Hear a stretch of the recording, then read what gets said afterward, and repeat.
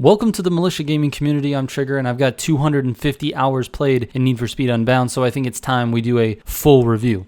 Let's go!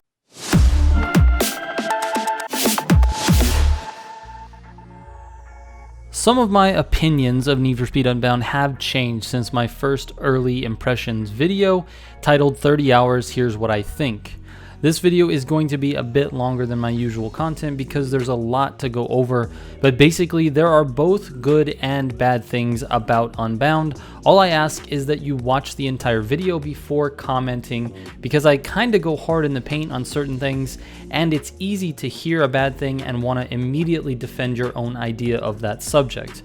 Just hear me out first, then please write me a thoughtful comment. I will be reading them. Alright, if I had to sum up the Unbound single player experience with one word, I would say it was boring. It starts with nearly a 2-hour prologue, which kinda caught me off guard, as previous Need for Speed games like Need for Speed Heat had a very short campaign. In fact, I was able to speedrun the entire Need for Speed Heat campaign in the same amount of time that it took me to complete the Unbound prologue only. Under normal circumstances, I would say that that's a good thing because it means the game is longer. However, the structure of it seems a little bit artificial. It's like they heard the feedback of Heat being too short and decided to overcompensate by artificially extending the campaign with the day and night progression cycle. You see, the only way to progress the story in this game is by leaving the garage, completing an event or an activity, and then returning to the garage. You start out during the day and then move to night when you return to the garage. So there are 2 sessions for each day of the week, and there are 6 days of the week, and the 7th day is the qualifier. And then there are 3 qualifiers in total and the grand finale, which is called the Grand. Once you complete the Grand, the campaign is over and you move into what I call the Endgame, but I'll talk about that in just a moment. Let me go over this one more time in case you missed it. There's 2 sessions per day, times 6 days per week, times 4 weeks. That's 48 mandatory sessions outside of the garage, 3 qualifiers, and the Grand. Each of those sessions will take you on average about 15 minutes if you only do one event and then return to the garage. You can double that time if you do 2 events because there's no fast traveling in this game, and triple it if you get into a police chase that happens to be a bit longer than you anticipate. This means to complete the single player experience, you're looking at around 12 to 24 hours of gameplay, which is actually honestly fine. The issue is that all 48 sessions outside the garage are basically the same thing. Exit the garage, complete a race, and then return to the garage. Cutscenes are far and few between, and almost all of the storytelling happens in one of 2 places. 1, when you're driving to a race, the characters will speak over the phone, or 2, when you get to the qualifier for each week, there's a cutscene. It's just a boring way to progress through the game. The qualifiers for each week serve as your goal for that week. It tells you what level of car you need and how much money you're going to need to earn in that week to progress the story. But you can earn those things in the first couple of days of the week, making the rest of the week feel like you are grinding for cash that you don't necessarily need. Now, if you like to customize every single car you own and buy a bunch of cars, then you might enjoy the extra days to earn more money for those things. But if your goal is to progress through the campaign, it really gets old fast. Okay, I feel like I've beat that dead horse enough, so let's move on to the characters and the story itself. This is where I'm going to be giving spoilers, so please use the timestamps if you don't want to hear any specifics about the story. Okay. The story is centered around Rydell and his shop. You work for him alongside Yaz, who ends up betraying you and Rydell and stealing your car. Then you have to race to the top of the street scene and compete against Yaz in the Grand to win your car back. You meet a very annoying character named Jess who literally can't stop saying the word bro. She is supposed to be helping you, but it turns out she's working for or with this unseen character named Alec, who we basically know nothing about, thus turning into the antagonist for both you and Yaz, which breaks down the tension between you two and brings Yaz back to the good side. When I say it like that, it sounds alright, but it's very predictable, and the game gives you slight hints of what's happening the entire time. On top of that, like I said earlier, the story is mainly told through voice lines and banter between the characters via phone calls when you're driving to an event or free roaming, so if you're not paying attention during those moments, it's easy to miss those lines that progress the plot. I really can't say the story itself is bad, like the overall plot is fine, even though it's been done before, but again, my issue is with the delivery and the execution. I just think the story could have been told in a better, more engaging way. Need for Speed Heat's story, although short, was told through a fair amount of cutscenes, which I found to be much more entertaining than this, and to be honest, the repetitive gameplay really hurts the story. Some of the banter between Rydell and your character, though, was a little bit silly. I found their father-son relationship slightly charming, at least until Rydell couldn't remember the phrase "Need for Speed." It was honestly one of the most cringy moments I've ever seen in a game. And speaking of things that aren't memorable, let's talk about A$AP Rocky's role in this game. Oh wait, he really didn't have one. You go through a very large chunk of the campaign before ever being introduced to A$AP Rocky, and when you are introduced, you have to listen to him preach about his way of life and his upbringing and his neighborhood, which has literally nothing to do with the story. Then after that, you start to see him in the race scene, but for what? He plays no significant role in the story, he's literally just another NPC, he's not for or against you, and he's just a sideline character, which I found super weird considering how hard they leaned into the fact that he was in the game pre-launch. I'll admit, I know almost nothing about A$AP Rocky in real life, so there may be something I'm missing here, but as a player of the game, I just didn't see the connection at all. It feels like they just used his popularity and fan base to sell the game, and it didn't really integrate him fully into the story. It was just a very strange decision, and it felt very forced. But let's move on to the difficulty of the game. The difficulty of the story mode on challenging, which is the medium difficulty, was actually not challenging at all. The AI were not super hard to beat, which I guess is the way it should be, especially for someone like me who understood the handling model fairly early. I could see people struggling if they didn't figure out how the burst NOS works. It's basically the key to driving fast in the game, and the quicker you pick up on that, the easier the game will be, and the faster you'll be able to get to the end game. Endgame is basically just unlocking every car, and if you don't plan on playing multiplayer, finding all of the collectibles and completing all of the activities. Unfortunately, when you are finished with the Grand and you win your car back, you are still required to stay on the day-night 6-day weekly cycle. But wait, it gets worse. Let's say you want to grind a specific race because it's fun or easy or rewards you with the most money. Well, you can't, because you can only race the event one time per session outside of the garage. And in order to get back to that race, you have to grind through the entire week. Day, night, day, night, day, night, until you get back around to the day where that race is available, just to race it a second time. It is absolutely the worst mechanic I've ever experienced in any game, let alone a racing game. Once I've completed the story, let me do what I want the way I want. If I want to race the same event 100 times because that will give me enough money to buy and customize all the cars I want, so be it. Don't force me into a specific path of racing specific events. Alright, I've been pretty negative up to this point in the video, so let's talk about some of the good things. I actually found the challenges to be a great way to extend the playthrough past the campaign without feeling like it was forced. Challenges can range from escaping a Heat 1 chase, which should have been completed through playing the story, to winning 30 A+ tier races. The solo experience has its own challenges and rewards you with specific cars, or driving effects, or money, and so it pays to go through and complete the ones that you missed during the campaign. The endgame economy in single player isn't all that bad either. I think they were able to kick the ball right through the uprights, right between too grindy and too easy. If you simply race the top 2 events with the biggest payouts for each day and night session, you will quickly build up cash to buy and customize cars.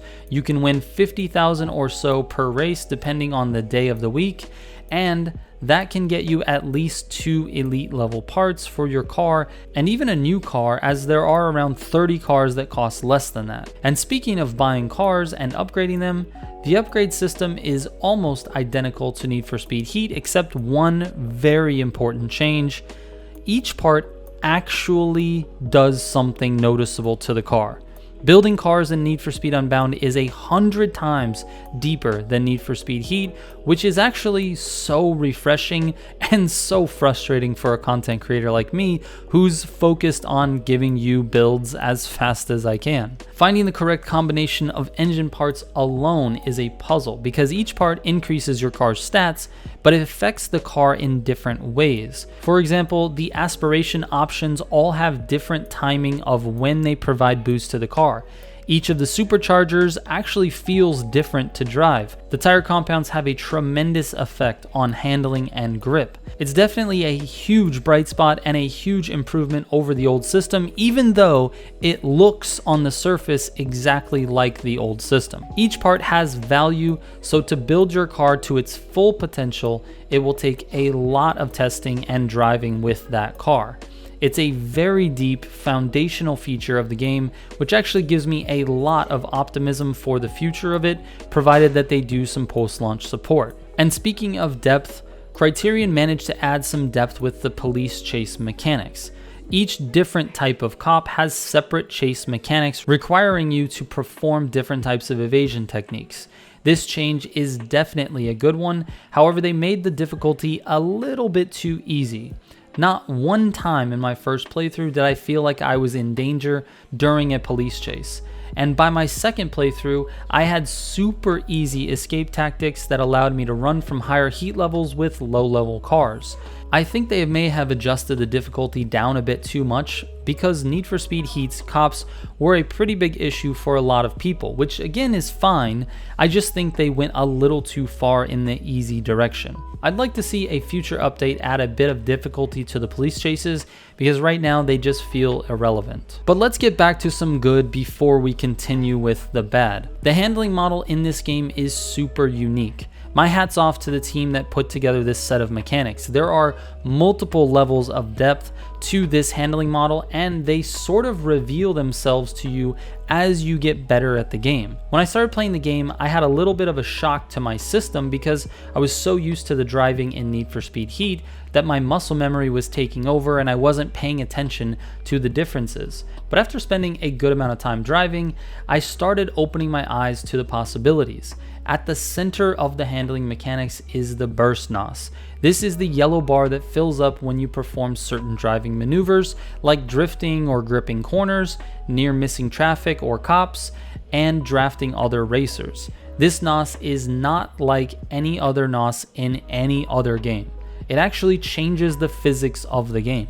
When pressed, it propels your car in the direction it's facing and provides you with a tighter turning radius for a short amount of time. It also allows you to take some of the craziest lines through corners, which facilitates the most insane overtakes and a tremendous amount of fun. Driving fast in this game feels extra fast and super rewarding when you pop a burst NOS. It's super hard to describe, and I know I'm not doing it justice here, but if you've played the game, you know exactly what I'm talking about. For those of you who haven't, you're missing out on one of the most interesting and unique racing mechanics that exists today. And then there's the grip and drift tuning. Yep, you can tune your car to be better as a drift car or a grip car. I was definitely on the drift bandwagon until I realized that gripping was actually faster. It's very satisfying to full grip a corner and receive a full 3 bars of burst NOS coming out of it. It's honestly one of my favorite things to do in this game is to pop that 3-bar burst. Criterion was able to do something for me that I've never felt in any other game, and that is make gripping fun. Now, I don't know how many of you actually had that same feeling, but I just felt like other racing games kind of all do the same type of thing, and that is making gripping part of racing. But Need for Speed always had this drift side of it, and so I felt it was going to be very difficult to make gripping fun, and they were able to do it. And honestly, that's really the best part of this game. The racing is insanely fun, especially when playing with other people. As I said in my previous review, if you want to race other people, you will have no problem doing so in this game. Even though the player base is smaller than it was at launch, you can still load into a server, send a race invite, and about 70% of the time, at least one person will accept your race. In Need for Speed Heat, you definitely couldn't do that. I would say it would be about 90% of the time that no one accepted your race invite. But just a quick tip for those of you who play Unbound and have a hard time getting people to accept invites, you have to think about what the other players on the map are currently doing. It shows you on the map which players are currently in a race. They will have little checkered flags on their player bubbles. Those are the people that are obviously there to race. So you can wait until their race is finished and they are currently free roaming to send your invite. You can also send invites when you see, 4 or 5 people just sort of parked on the side of the road or driving around free roaming. You'll have very good success with getting people to accept your race invites. Also, if you have a friend or two, it seems easier to get people to accept race invites because the more players in a race, the more money everybody makes. So players tend to wait until there's 3 or 4 people in the race before they decide whether they want to accept that invite. The bottom line is everyone has their own agenda when they're in an online lobby, and there are only 16 players on the server at a time. And that actually brings me to server sizes, party sizes, and general multiplayer experiences. Having only 16 on a server makes it so that getting a full 8 people in a playlist is a super rare occurrence. Most of the time, you can get at least you and one other player in a race together, and it's certainly not uncommon to see 3 to 5 players. But 8 is very rare, and to be honest, 8 in a single race with randoms does get a bit crowded, so I don't think they should go any higher per race. 5 seems to be the sweet spot there. Unfortunately, the amount of money you can earn is again directly tied to how many players accept the race invite and finish the playlist of 3 races. That means the amount of money you earn is largely dependent on other people. It's not the worst thing, but it definitely is frustrating when you get into a server where most of the other players are hunting for collectibles or only racing B-tier playlists, which has the lowest payouts. It's also frustrating that if you start a race with 5 players in it and 3 of them decide to quit because you're destroying them, you don't get the full payout for 5 racers, you only get the payout for 2. If it was possible for the devs to double the server size to 32, you would absolutely see more full playlists and the money grind wouldn't be as bad. The other option might be a bit more technically possible, and that is to allow us to form 8-player parties. As of this video, the allowable party size is only 4, which means you still need to rely on 4 people outside of your party to accept the race invites in order to have the highest potential payouts. You might be thinking, so what? You lose out on a small multiplier. Well, the money grind in Need for Speed Unbound Online is tiresome to say the least. The max you can earn in an hour of playing is around 100,000. First of all, a lot of cars cost more than that, but even for the ones that are less than 100,000, you will need between 200 and 500,000 to build them into the top 3 tiers. And that's not including the engine swap if it's necessary. That's also in addition to the money that you need to buy the car in the first place. So let's do the math a little bit here. 100,000 to buy the car, 500,000 to build it into the highest tier. That's 600,000 or 6 hours of racing. And oh, by the way, that 100,000 per hour I quoted you earlier, yeah, that's if you're winning the playlists and you have at least 3 to 5 players racing with you. So as you can see, a lot has to go right for you to make a decent amount of money, and even at that, it takes you forever to earn that decent amount of money. Guys like me who do this for a living can afford to spend the time to grind these races, although it is very frustrating because I am trying to give you as many builds as possible, but I would be willing to bet that most of the players only have a couple hours a day, if not less, to play games. For them, it takes a week to buy and upgrade one car.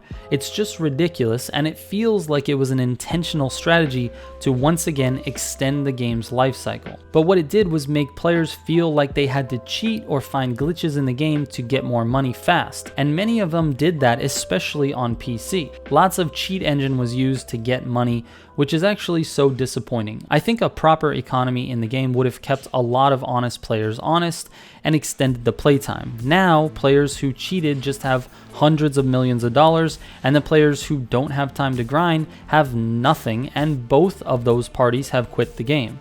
Unfortunately, it doesn't get any better. The multiplayer experience right now is very bare bones. The only thing to do is race, and the types of race varieties aren't different enough to keep things interesting. As of publishing this video, there are only about 44 different racetracks for multiplayer. You can race all of them in about 3.5 hours, which I guess isn't too bad, but because the money takes so long to earn, you end up only racing the races that provide the biggest payouts, and those are the 8 S+ races. So the repetitiveness of that grind makes it so boring so fast. I get the impression that they're going to be adding things to the multiplayer over time. So I do think it will get better and there will be a bigger variety of things to do. However, if they don't make the server size and party size changes I suggested earlier, there will be difficulties getting other players to accept race invites if they add more activities.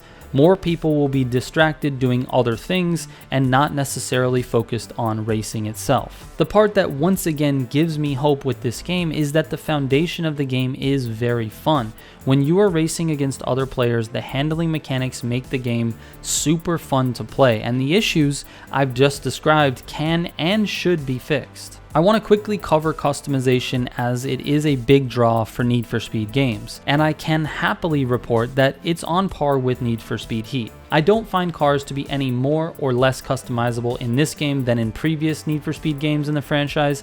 It's still the best customization out of any arcade racer ever, so that's another win if you ask me. I was hoping for a little bit more, but it's absolutely fine where it is right now. Before I get into the last subject of the video, the art style, I want to correct a few things I said in my first impressions video. I said that they seem to have fixed netcode and clipping on the map. Nope. The netcode seems to be almost as bad as Heat, and there are several major clipping spots on the map. It really wasn't that noticeable at first, but I think it's because I just didn't play enough to realize what was happening. Now it seems like every time I'm in a race with a friend, there's a moment where the game doesn't properly keep track of where each of our cars is, and we see two different things. If I had $1 for every time one of us in the group started a sentence with, "On my screen, you," and followed it by some ridiculous mumbo jumbo that didn't make sense to the other player, I'd be a millionaire. The great news is that they can definitely fix these issues. The question is, will they? Let's switch gears for a moment and talk about the last thing I want to cover, and that's the art style. This is definitely the most polarizing topic surrounding this game. I've seen people in my own comment section debating whether it's good or bad, they like it, they hate it. I will try my best to give you my most honest and balanced review of the art style. I'll start with why people don't like it. My impression, based on many comments, is that the majority, not all, but the majority of people who don't care for the art style have never actually played the game. The reason that's important is because the graphics and the wings and the burst effects and the tire smokes are not on the screen most of the time. Most of the time when you're racing, you're gripping corners or driving straight and you don't see all of the crazy visual effects. I've talked to several players in my community who were super turned off by the art style based on the trailers and the gameplay they had seen before launch, but then actually found it to be much more subtle after playing it for themselves. And a few of them actually started to see what I saw the second I got my hands on the game, and that is that the visual effects actually enhance the feeling of speed and adrenaline when you're racing, particularly with the burst NOS. Once again, when you pop a 3-bar burst NOS, you feel like you just went into lightspeed. It's a feeling that you can't replicate in any other racing game. The visual effects actually contribute to that feeling in a large way, and I wouldn't have it any other way. If you're one of the people who didn't buy the game because of the art style, you are definitely missing out on one of the best racing mechanics ever made. I've talked about a lot of negative things today, and so I think the majority of people will walk away from this review with a negative impression of the game, which makes me a bit sad, but there's something about this game that is just so fun. I don't know if it's the handling mechanics, the burst NOS, or the feeling that I'm actually being sat back in my seat when I accelerate off the line with a perfect launch. I really can't put my finger on exactly why I love this game, but my feeling is that it has some excellent foundational features, and that's one of the most important things for any game, let alone a racing game. Features, the in-game economy, races, variety of things to do, bugs and clipping spots, all that stuff can be fixed with updates to the game. But they can't just change the way vehicles feel, so it's a damn good thing they nailed that. And despite my quarrels with the game's current status, I'm super hopeful and excited to see what this game evolves into over time. I look forward to the day that the player base is thriving and more people can enjoy what could be one of the best racing games ever made. So in conclusion, this game has the most potential out of any racing game I've ever played, and I truly do recommend you keep your eye on it. If not, buy it right now and experience it. Once this game is updated, if it's updated well, it will definitely be one of the best ever. Alright, thank you so much for watching. I know this was a long one, so I appreciate all you legends that stayed through until the end. Shout out to all my Heat 5 members of the channel. I will catch you on the next one. Trigger out.